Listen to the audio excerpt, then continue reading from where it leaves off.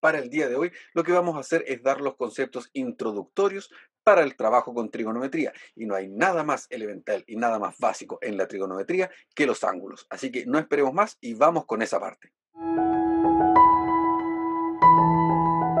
Las primeras definiciones, lo primero y más elemental que necesitamos es el concepto de ángulo.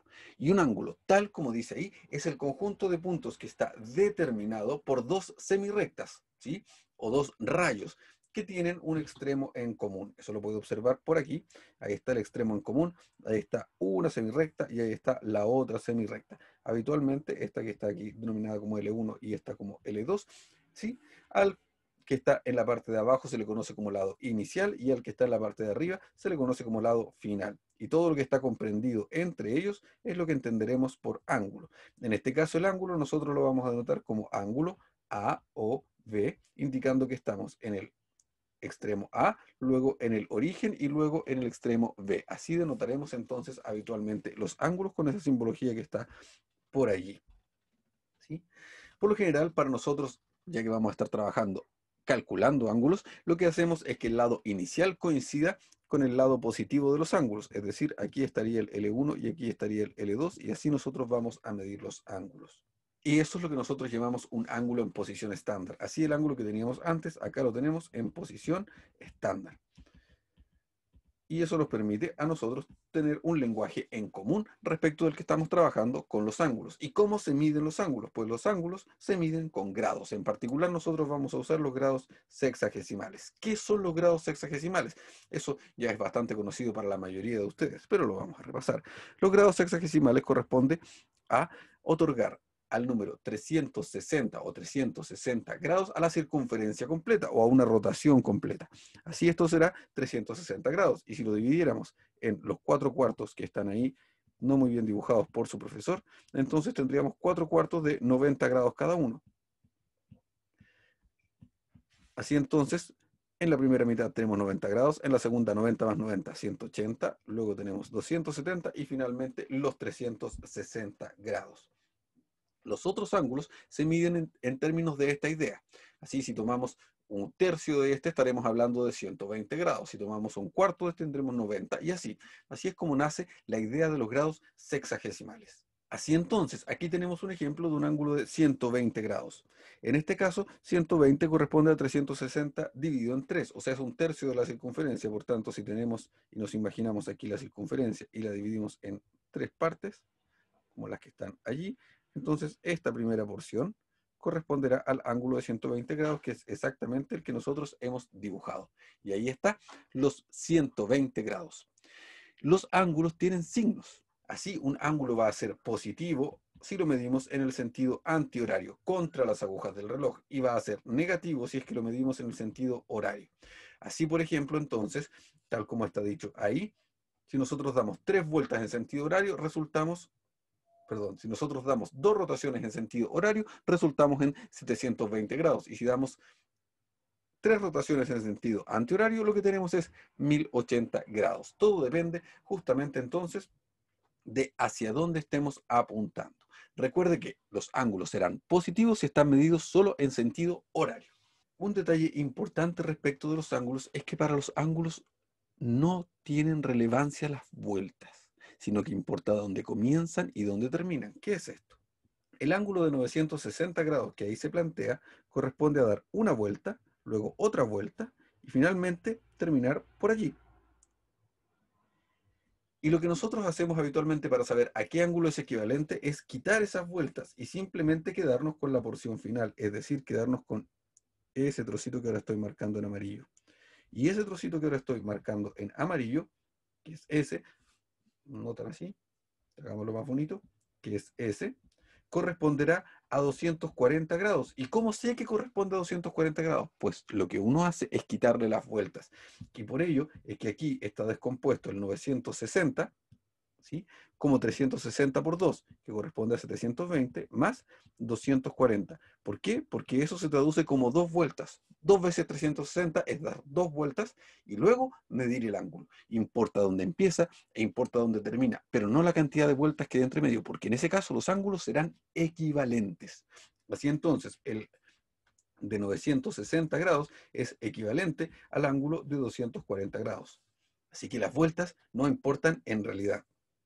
Ahí está justamente la explicación de eso que está allí. Estamos diciendo que no importa la cantidad de vueltas que agregues, lo importante es dónde comienza y dónde termina un ángulo. Y allí está el ejemplo 4. El ejemplo 4 nos pide encontrar el ángulo equivalente al coterminal de menos 690.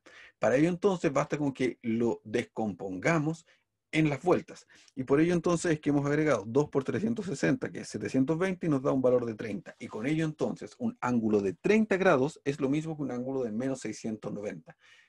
Simplemente hay que descontar las vueltas. Y eso es todo, mis estimados y estimadas estudiantes. Por último, dentro de estos conceptos, un ángulo agudo es aquel ángulo que mide entre 0 y 90 grados. Recuerde que el ángulo de 90 grados es el que se conoce como ángulo recto. El ángulo que se encuentra entre 90 y 180 grados se conoce como ángulo obtuso.